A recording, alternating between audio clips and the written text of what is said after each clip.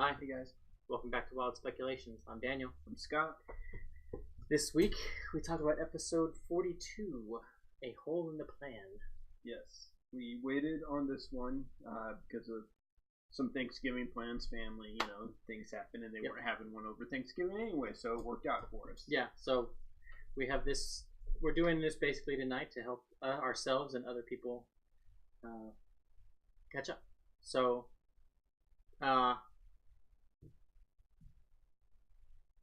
right off the bat, the big moral dilemma of the party begins. Yeah. To push or not to push. And I think that really was the omen for the episode. Okay. I was thinking back to campaign 1 and the pre-stream interaction that they had with the villain that would become the Emperor. Okay. Or the Chained Emperor or something like that. Where Keyleth killed the kids. They didn't wait to double cross that villain either. They did it right away. Yeah. And so it was like from that point in the episode going forward, I was like, okay, here we go. Yeah. At that point, it was like, yep, they're gonna do it. Yeah. And we got more of Jester's bar fighting. Yes, which begs the question, is she gonna skip Healer again and take Tavern Brawler? I thought the same thing. Yeah. I mean, she's got Caduceus now to back her up, so she doesn't really need the feat to save her spells. It's true. Yeah. So. Yeah. And I don't know if anything else in her build goes with that. Because generally she's got the shield and a axe, so she won't have a free hand. Yeah. For the bonus action attack. But well, you can't do that unless you're unlucky anyway. Well, Tavern Brawlers will bonus action grapple. Yeah. But they have to use one of their attacks with free hand. Yeah. But on the other side of that coin, if her fist will do a D4, is that so much of a difference from the D6 from the hand axe? It's true. So, well, her fists aren't +1. What do you mean? She enchanted the axe. Oh yeah, I forgot about that. Yeah. So we got or another... does she dip a level in Monk? Yeah, I could see that. Although the argument against that, though, is that makes Laura then the second, or a player to take another player's class twice in 2 campaigns. It's true. Not that I think that. Yeah, that's that not stops her. necessarily a bad thing, especially if she doesn't go to, if she just does a quick dip and not full into it and take the same, subclass. Although I think the potential better dip is Rogue, again, for her. Just because trickery and Rogue. Yeah. Although a Shadow Monk, Trickster, Shadow Domain Monk, Cleric. Trickster, or I could see, well, if she goes that way, Whisper Bard would be good with the Trickster Cleric. Yeah. But she'd have to take a dark turn somewhere. It could happen at the solstice, though. Yeah, it could. Yeah, for sure. So, when they're introducing themselves to the gnome, right, and Ford says Ford, you put kind of a pause in there, and now, and I don't know why, but my brain just went, that's Ford, with a J. Okay. And I just kind of want him to say that, so that, or someone else to go, with a J. Yeah. I don't know why. I think it would be funny. Okay. The other bit of funny linguistics that I thought was amusing in this episode was the gnome when he sang the song. Oh, okay.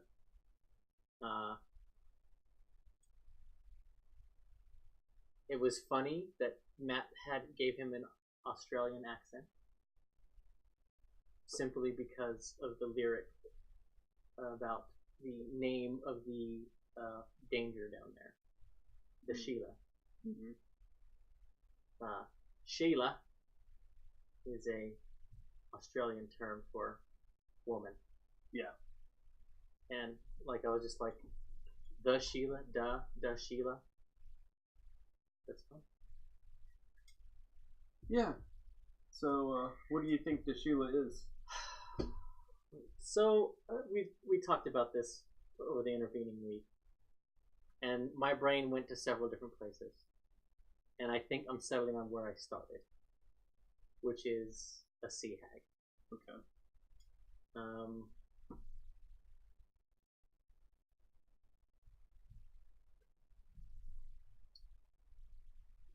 And the song contained no real evidence, I don't think, for it. Right. Other than it would have to be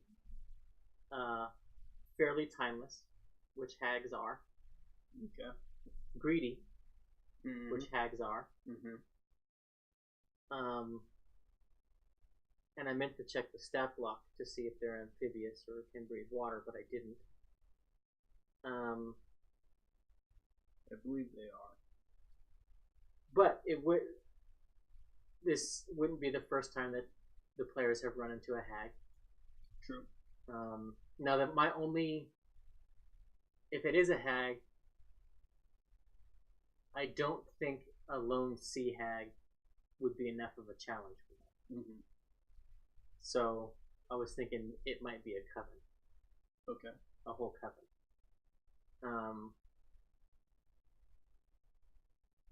And I don't know. I just got a Three Weird Sisters vibe from it. I don't know why, other than in my viewings of videos in that week, Macbeth had come up, so maybe that's why. You see, I was sitting there thinking, and the evil eye, the evil looking eye, and the dragging people could be reinterpreted as enslaving them, pulling them. I was thinking it might be Abeloth. You're Abeloth. Yeah, as much as I would love it, I don't think that's the case.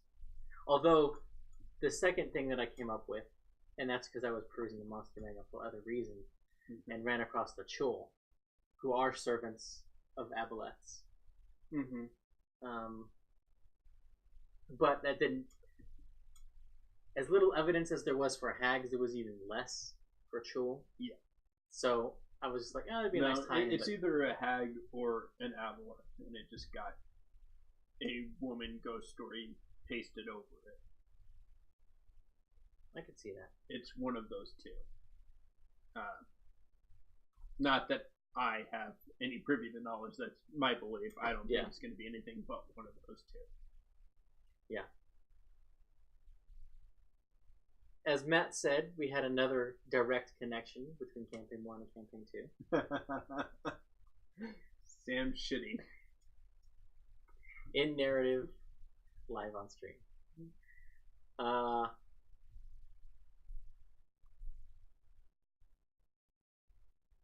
Now, I thought about making jokes about how women go to the bathroom in groups, but I don't think that is warranted here. No. But I'm not gonna lie that my brain didn't go there for a brief moment when Bo was like, "You want to come with me to the bathroom?" Okay. But yeah, what do you think her plan was if Alice had gone out there?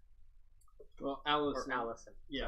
Sorry. Okay, so I'm gonna kind of jump ahead in our notes here. Oh, my notes are all over the place. They are not. When she comes in, Allison and Avantika kind of share little snide remarks, kind of almost Mean Girls-esque quips. And the gnome says something to Avantika after Allison goes to the bar that I don't think a lot of people caught. And I didn't catch it on my first watch. He says, "Trouble with the missus?" Mm-hmm.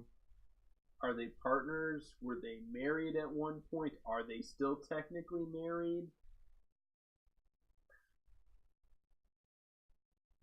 Well, Vera later in the episode says to Jester, "Yeah, that gave you need me to a watch whole him." Columbia pissed at Dr. Frankenfurter because of Eddie dropping Eddie for Rocky V with Ford and her and Vandrin. Yeah. Which I'm not sure whose side she's going to be on. I'm not sure the Wall of Fire was warranted because that moment later on when she starts to cast locate options, maybe she would have not have led him to Caleb. No, I think because I think she's willing to drop Vanica the second she has the chance. No. Here's my read on that situation. I'm going to equate it to Game of Thrones. Okay. I think Vera has the same relationship that Stannis' wife has with Melisandre.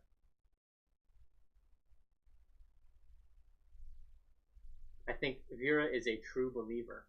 Okay. And from their insight check earlier, that's what they got. She is.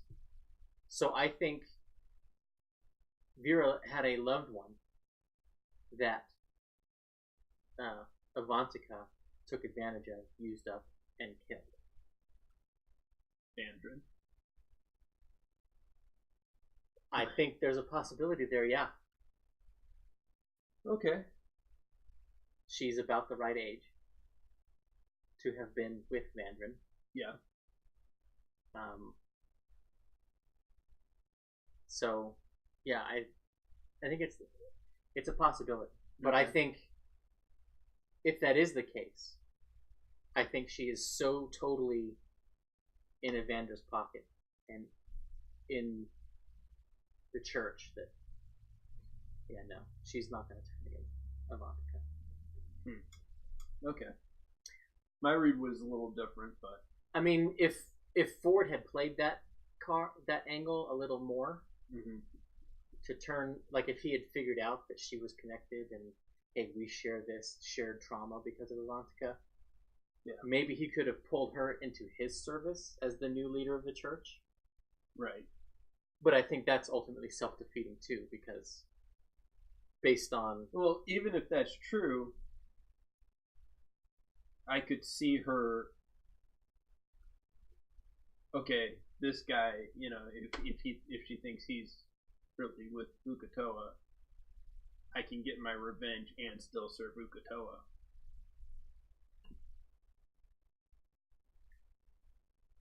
Yeah, except there's a very real possibility if she was with Vandrin, that she is the one who told Avantika that he was abandoning the quest. It's true.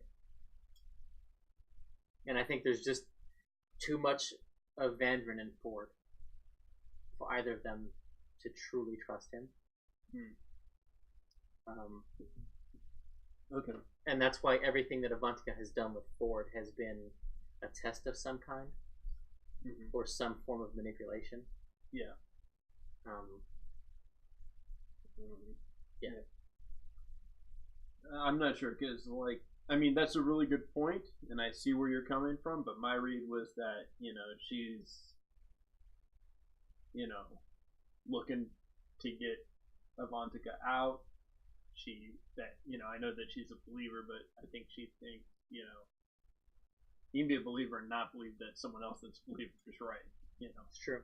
Like divisions in churches happen. Yeah, it's true. But that she was gonna play this fight as kind of biding her time, kind of half-heartedly going at it, so that whenever she decides, okay, this side's gonna win, I'm gonna strike for that side. Yeah, I could see that. I see her playing the fence until she's determined who she thinks is gonna win. That's what I think she's gonna do.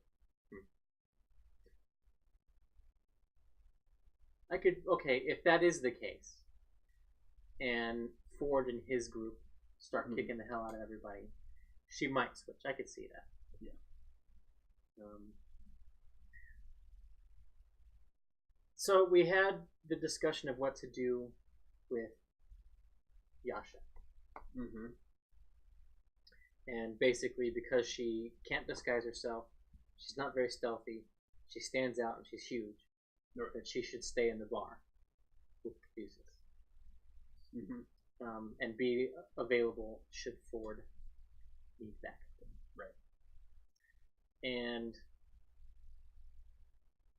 I think this was the first of many musical cues that I put into the episode.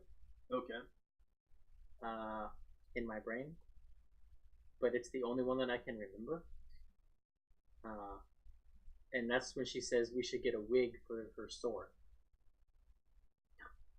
And so the judge, I think she was thinking a judge's wig, but I was just like, here come the judge!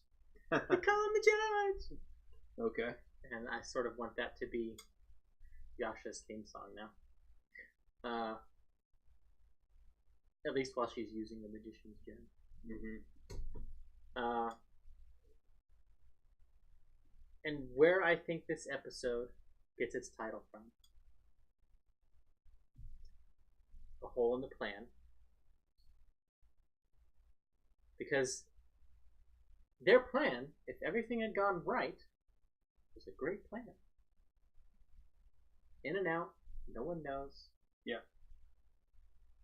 They had a secondary escape option with disguised self and being Avantika and Ipsis, yes.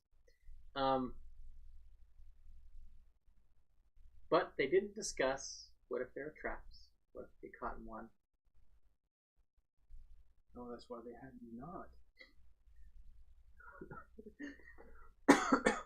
The dice have decided that not is not good with traps, despite whatever the character sheet says.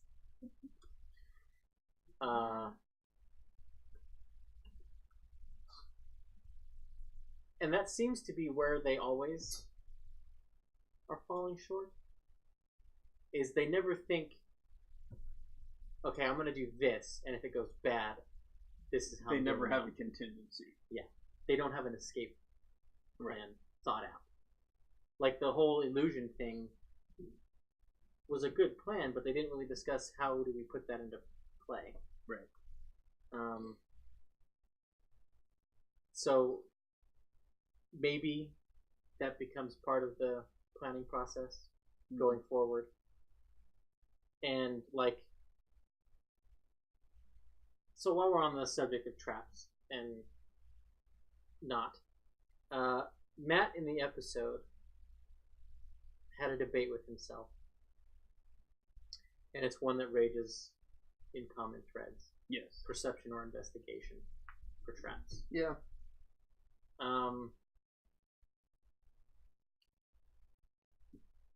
And I think, Matt basically covered the gamut of how that works in the episode, but to my mind, if they find something and they just go to open it, passive perception. Yeah. But when the player says, I'm looking for traps, then I think you make that an investigation check. I agree. For me, it's either an active investigation or a passive perception. Yeah. Although you could do passive investigation. It's mentioned in the observant feat. Yeah, but that's the only place it's mentioned. Right, but how do you really passively investigate something? Yeah.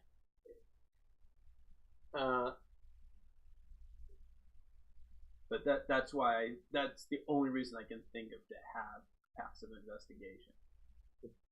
Yeah. Unless that's a typo and it was supposed to be on wisdom insight, passive insight checks. But they've never said anything like that, No. so I have no reason to believe that that would be a thing. Yeah. That's true.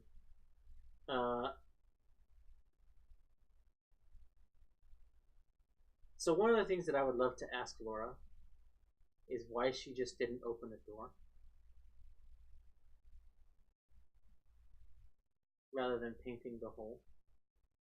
Yeah.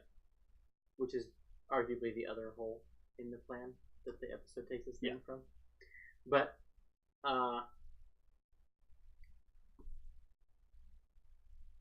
also I kind of wish that Matt had made Sam roll sooner.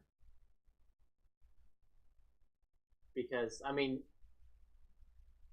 I think in that situation that they were in, not saying hold your breath gives Jester an advantage on her con save, and not has to make it immediately. Yeah. Especially as she's talking later in the room. I think Matt was a little kind, and they could have got a little more mileage out of the confusion trap. Yeah.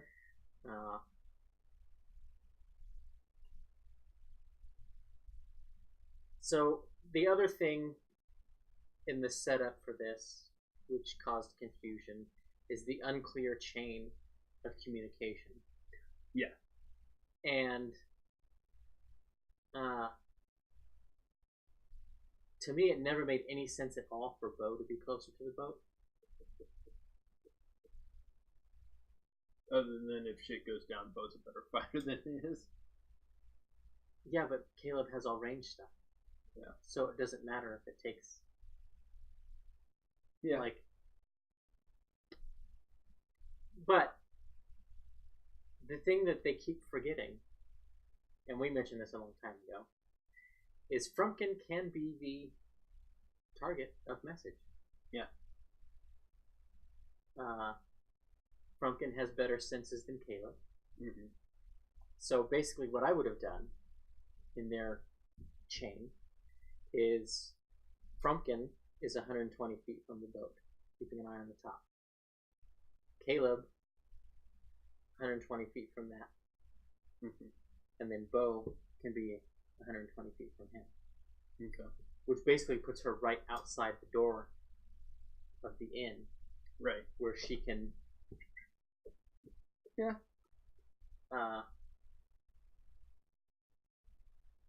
Now, in that situation, there's no way for them to necessarily communicate back to them. Mm-hmm. So, I don't know. I don't think... Yeah, there's no perfect solution, I think. No, there's definitely not.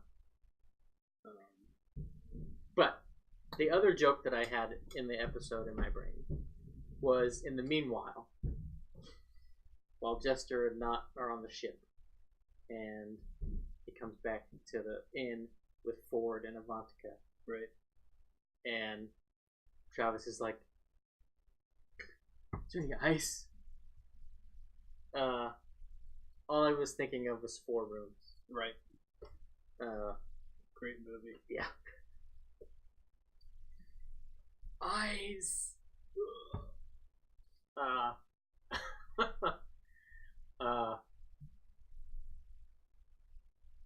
But yeah, they get the book. They get the gems. Also, do you think it was frustration on Sam's part? Or that he thought it might be too gamey to try again on the lockpick to open the desk? I think it was frustration on Knot's part. Okay. Having triggered the trap, now you can't open the desk. Yeah. Fuck it. Break it. I can see that. Yeah. They get the coded book.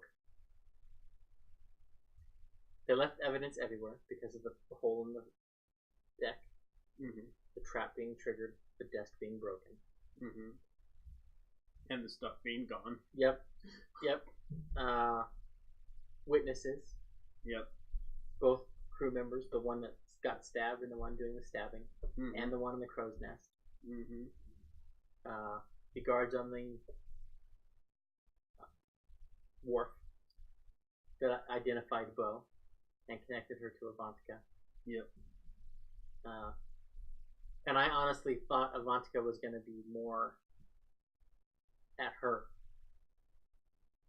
in that lead up. Right. And I think maybe that might have been the way that Matt was planning to go, but because Caduceus mentioned locate creature and that he can't locate object, that's when it was like, oh, well, we have that solution.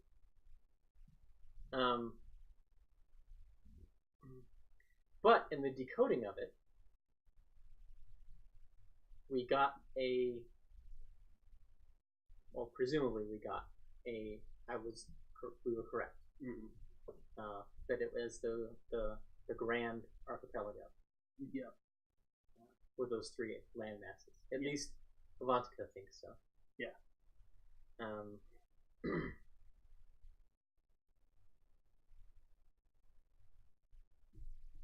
Although I will say I think they should have sent the stuff via Frumpkin to them.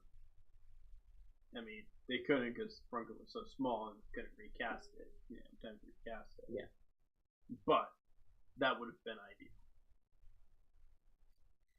Yeah.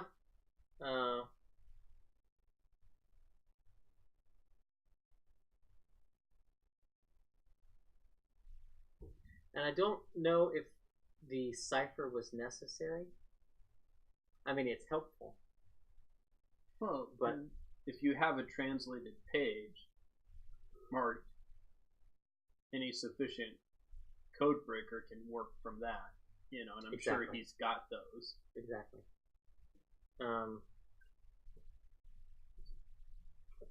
But yeah, I don't.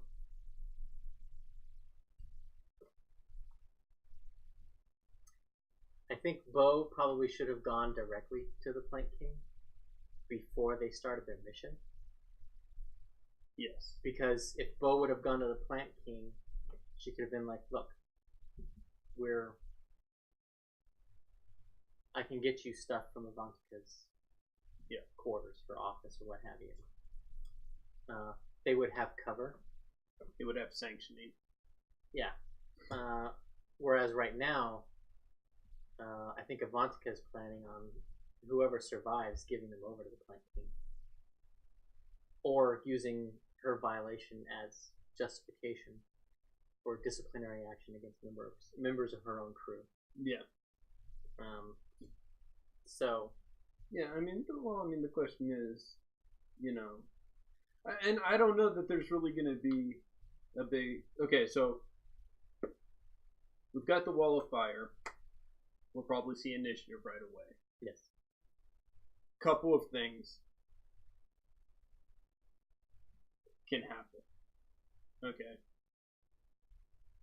Part of me believes, my gut says, Avantika still thinks she needs Ford.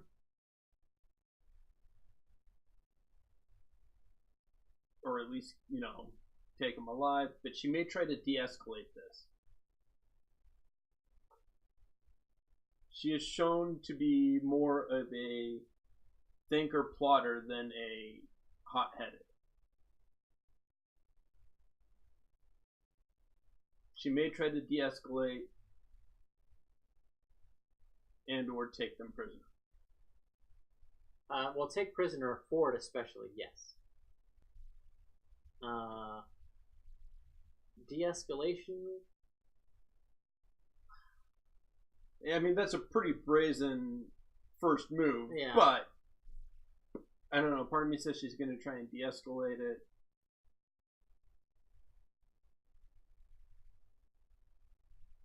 Well, That maybe. whole, come back to me and,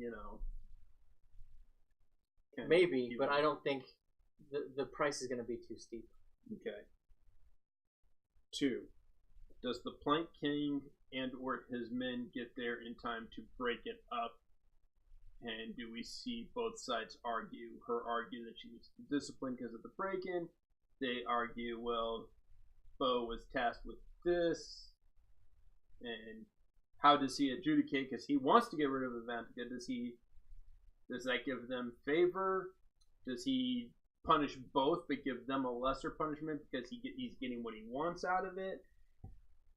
Like banishing them? Like banishing them from the island and taking out Avantika. I can see that.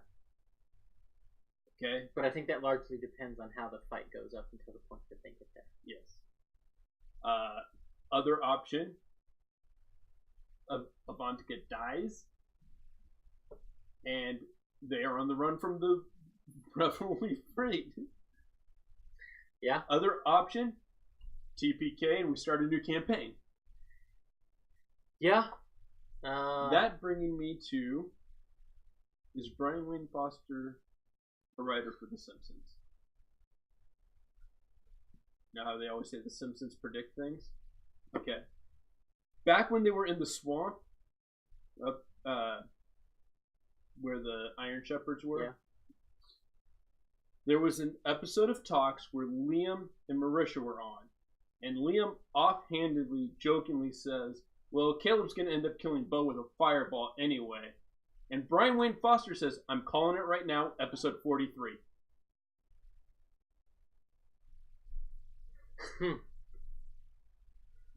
If Bo dies by fireball, Brian Wayne Foster is psychic. Alright. Yeah. And there's a lot of people talking about TPK. I don't think that's going to happen. I don't think so either. But I think it's not an insignificant chance. It's not no. And I think there's a good chance that someone may die. Not a TPK, but one death. One, maybe 2 deaths. It's possible.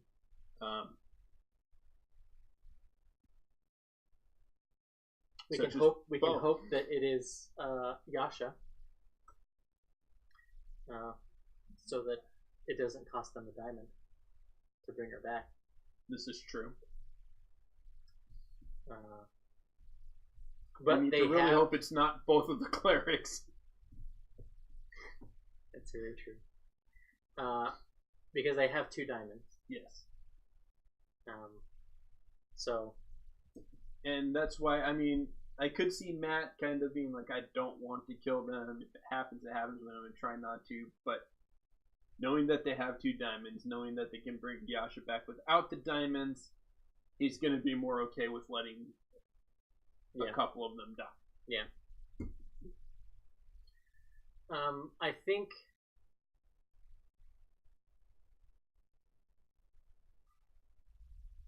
the major RP moment in this episode was between Caleb and Jester. Okay.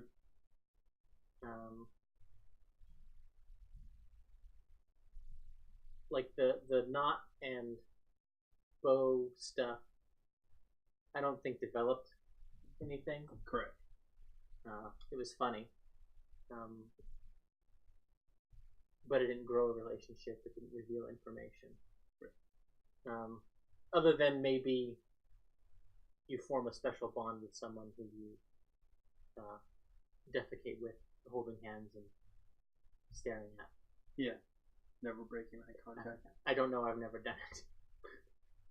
So, there's a momentary bond. It's not necessarily a deep one. Unless one wants to make the connection between parenthood. Yeah. And there are times when your child is pooping, holding your hand and looking you in the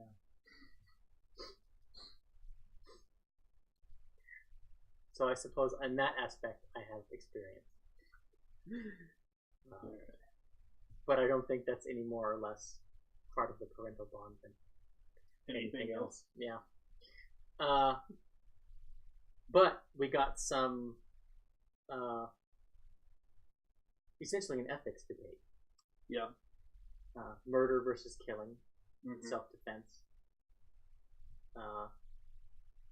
And Caleb qualifying his statement that he doesn't think that many people in the Mighty Nine have premeditated anything.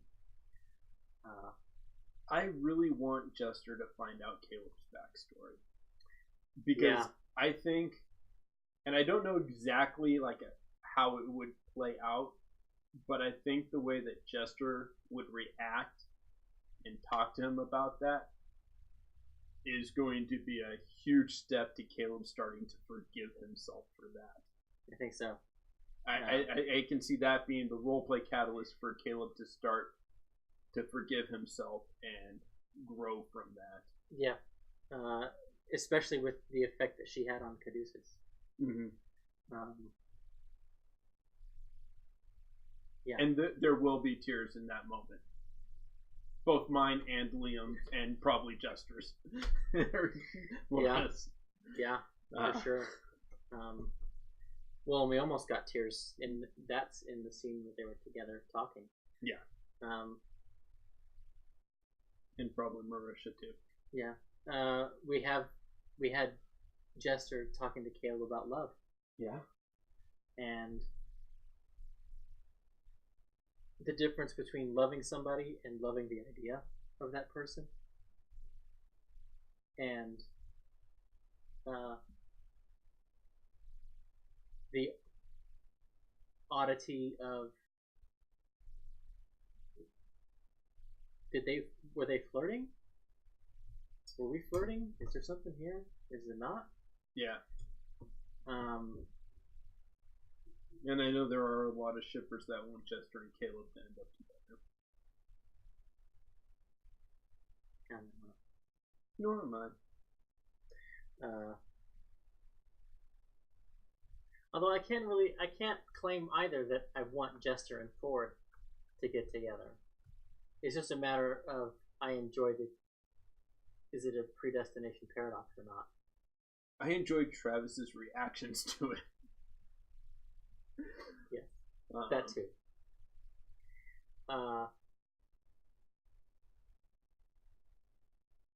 But the surprise thing in that, for me, was a bit of magical ethics from Liam via Caleb. Okay. That is actually an interesting and real debate among performing magicians. And that is it ethical to present magic as real when you know it's not? And it was introduced via Caleb saying, when Jester tried to forgive him for his schemes of changing copper to silver to buy dinner, right? And Jester's like, well, at least they got to experience magic, and he's like, yeah, but they didn't know. Yeah. Which I was like, yeah, that's essentially Penn and Teller's act. Yeah. In a nutshell. I mean, that's the grain of sand that started their partnership in magic 30 years ago, or however long ago it was that they started doing magic together. Was the idea that it is important for their audience to know they are lying. Yeah. It is important for the audience to, by function of knowing that they are going to be lied to and being there, accept that they are going to be lied to. Yeah.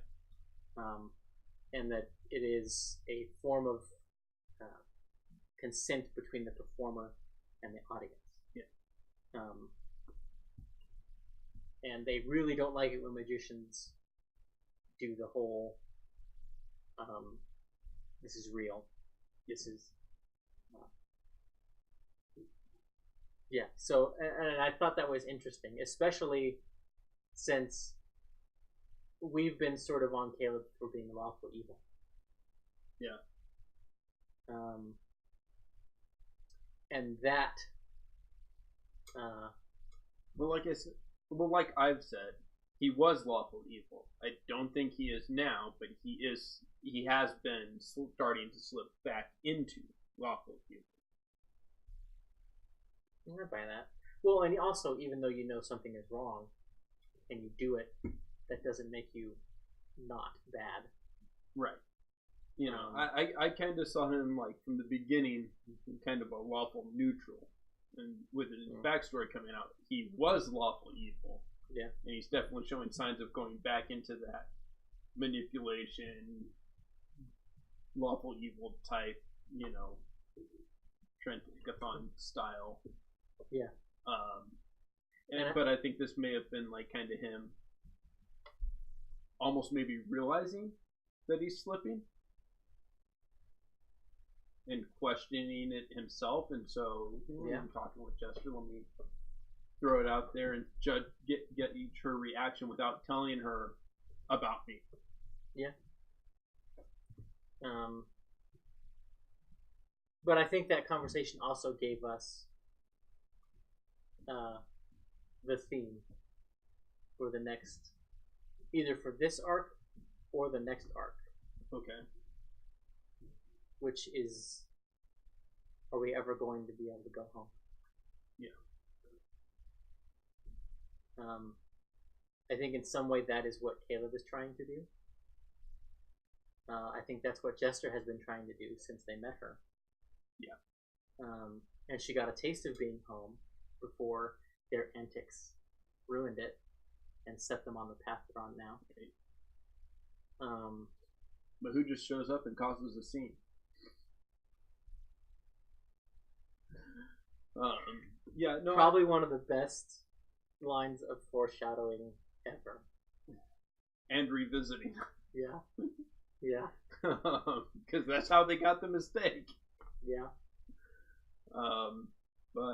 Yeah, no, I think that is, and I mean, well, Caleb is mentioned as Caleb in stream, and Liam is mentioned as Liam on Talks. That Caleb is ready to go home. He wants nothing more than to go back. Yeah. He's seen this. It was cool. We'll be here as long as we need to, but let's go back. Come on, guys. Yeah. You know. So yeah, that is right on the money. And I think less so, but I think Bo kind of misses home at this point.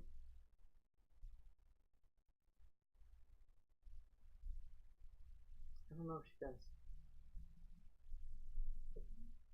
I think for her, it's all still very much, I'm enjoying being away. For as much as she has done getting deeper in with the Cobalt Soul, I think this is the most free and independent of her father, of the Cobalt Soul, that she's ever been. And I think she's liking it. I agree with that to an extent, but here's where I'm coming from. And I may be reading into things here, but, you know, wild speculations. It's what we do. Yeah. But she said on Talks, okay, going back to when she was talking with Caleb, and he was like, you know, don't tell anyone because I'll have to leave, you know. She's like, well, you know, maybe they just won't. And she's like, hey, you know, that's Bo's way of saying, hey, we're going to. Bo's way is just like, it is what it is, and let's just keep going. And, you know, I'm kind of reading into like because whenever Caleb talks about home, she's almost like Marisha's expressions, and I can't think of any comments like exact quotes, but everything kind of is that kind of, well, yeah, maybe we should go back. To me, that's the vibe I pick up from her every time they talk about the Empire. Is that I think maybe we could, you know. And I think she's torn between wanting the freedom and wanting to go home. So the Colonel on stream of truth in that line of thinking Mm-hmm. was in a moment. It was out of character, I think. Well, it definitely was, but it's not necessarily out of character. If that makes sense. But they were talking about. Marisha made the comment, "Yeah, it's not like there's a war going on back home." Yeah. And I think, on some level, they, like us, might have finally realized the stealing of the dodecahedron is probably what precipitated. Yeah. And that if there's going to be a solution that ends the conflict, returning it might be it. Yeah. Or, I mean, we think that this investigation of Uk'otoa will give them the tools to confront that phoenix. Yeah. Up north. And fix the drow that way. Mm-hmm. Or maybe concurrently, maybe they have to do that and return the dodecahedron. Right. So, yeah. But I don't know. It might just be my gut. But, and like I said, I might be reading into things. But every time the Empire is brought back up, I kind of get that vibe from Marisha that Bo doesn't know how to say it, so she's just like, fuck it. But she wants to go back. And I think part of it is because, like you just said, maybe not all of them realize it, but I think Bo does. Yeah. That, hey, there's a war going on back home. We're kind of the cause of it escalating to that point. Remember what we said about leaving things better? That's not leaving things better. Yeah. Oh, yeah, that's true. Yeah. So, and especially after seeing Molly again. Not really Molly, but Molly. Yeah. And that was a weird choice, too. Like, why them? Like, if they would have been seen, now they're strangers. Now they're stowaways in a pirate town. Yeah, that's worse than being seen as yourself leaving the scene of a crime. I think. Yeah. Because now you're stowaways leaving the scene of a crime in a pirate town. Yeah.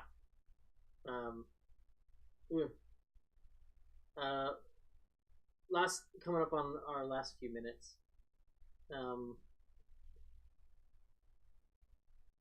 We talked about the chances of a TPK. My number is 30%. Okay, that's right about where mine is. And I think I was somewhere between a quarter and a third, and that's 30%. Yeah. And I think the secret weapon for them is Orly.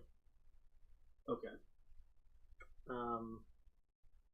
Now, Matt set the scene for the confrontation on the boat, where all of Avantica's crew and the Mighty Nine are on the deck of the ship. All of the crew of the mistake are on the dock. Correct. So, part of me is wondering if Avantika did that so that she has clustered all of their crew together so she can AoE their crew. Or just order a firing squad. They have guns. Yeah. And Orly is the only one that has a solid chance of surviving. Sans plot armor. Because if he drops into hiding in this shell, that's a 21 AC. Yeah. But if they use, like, grape shot from the cannon. Yeah. Ooh, I didn't think about that till just now. That's where my thought went. Oh, you're going to screw me over? I'm going to kill your people. Yeah.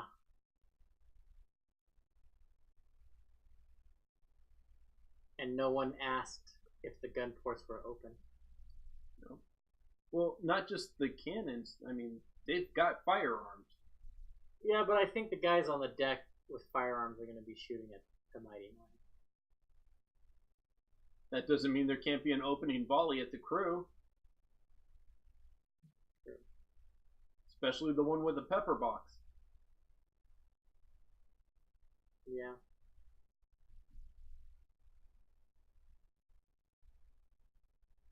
Do you think we see a hint of Orthax from that guy? I think if we see that guy in particular, we do. I think if he's just part of the crew that's fighting and they do this and your crew does this kind of thing, we don't. Okay. But if we see him specifically, we definitely see Orthax. Okay. I'm convinced because they mentioned the pepper box and the look on Matt's face and the look on Talison's face. When they mention that, it's Orthax. Yeah.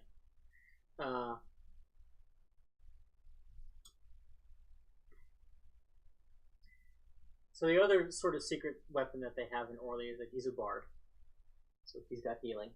He's got healing. He's got inspiration. Yep. Depending on what type of bard he is, which I don't remember if they decided that on the chat.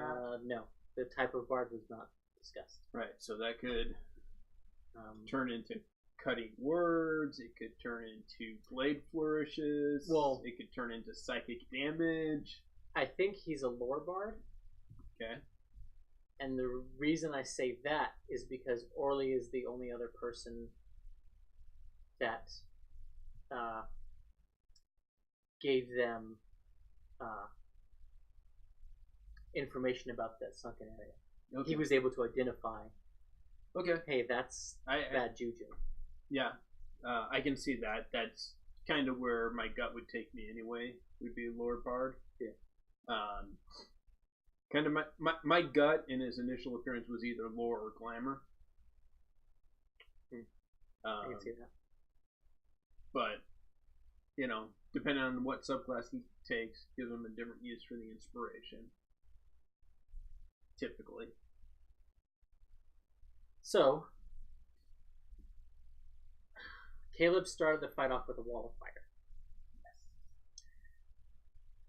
Yes.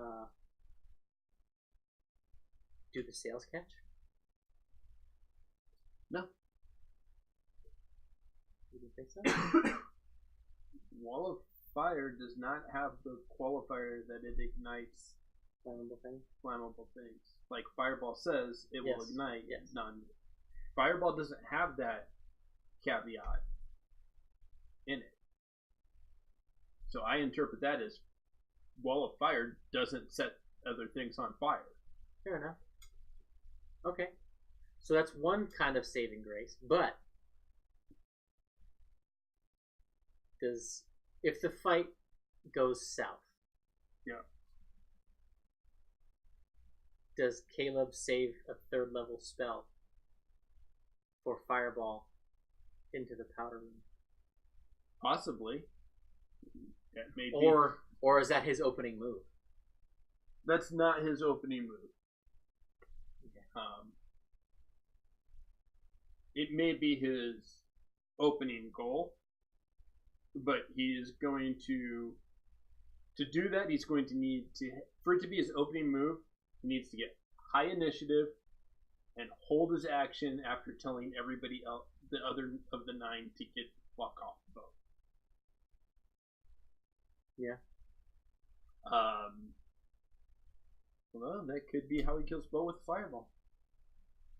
Yeah. Yeah. I'm just saying things are connected, and no, there's not a rider, even though a lot of people think Brian Wayne Foster is a rider, and that might be how he knows that Bo's going to die in episode 43. So the combat starts.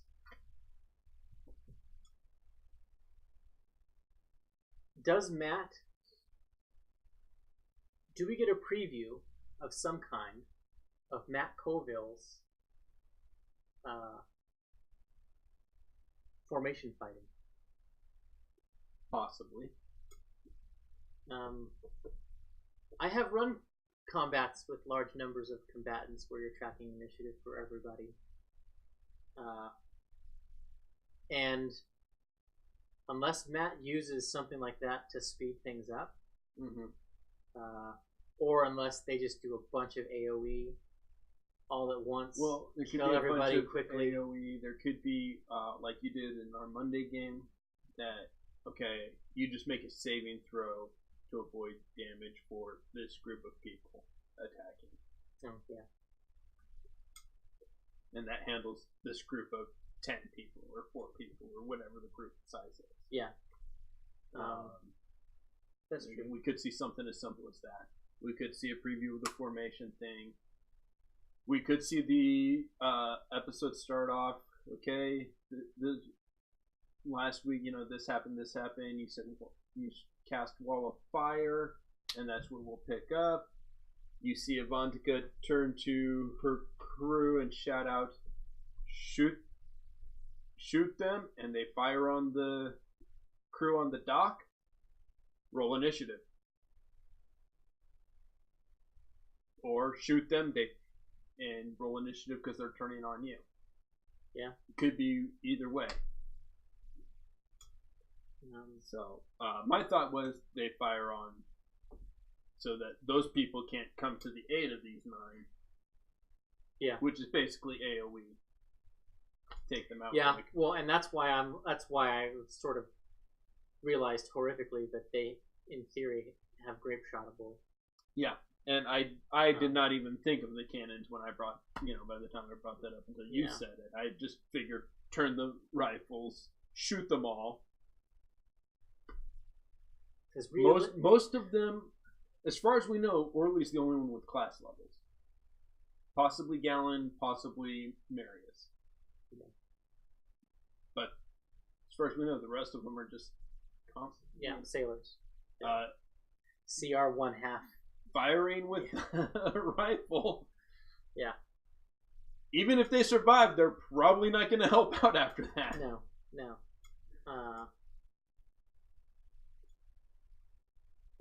Yeah. So, if the fight doesn't take up the whole episode, I don't think it will, because I think at the very longest, the Plain King and his men will arrive at the break. And then afterwards it'll be the adjudication thereof. I can see that. I see that being the longest the fight goes, is to the break with the Plain King showing up and adjudicating from there. Yeah, I can see that.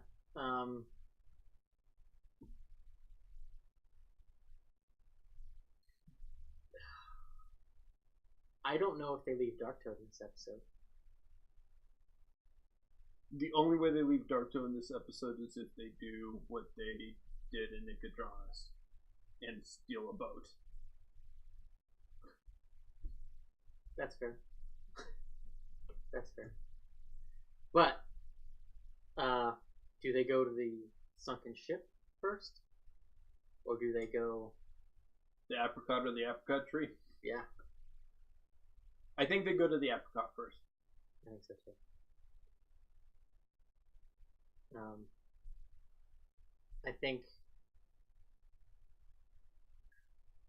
I think that's the best play in some ways. Well, it's closer. And it stops her from getting one. Yeah. Because if she gets the second one, takes it, gets even more power, and then hunts them down. Yeah. That's worse. Yeah. And who knows what their plan is to destroy a temple. Yeah. But this week there's no talks because no talks because Sam will be free balling. Yes. So I hope you guys had a happy Thanksgiving. Yes. And it's almost Thursday, and we will see you guys next week. Bye.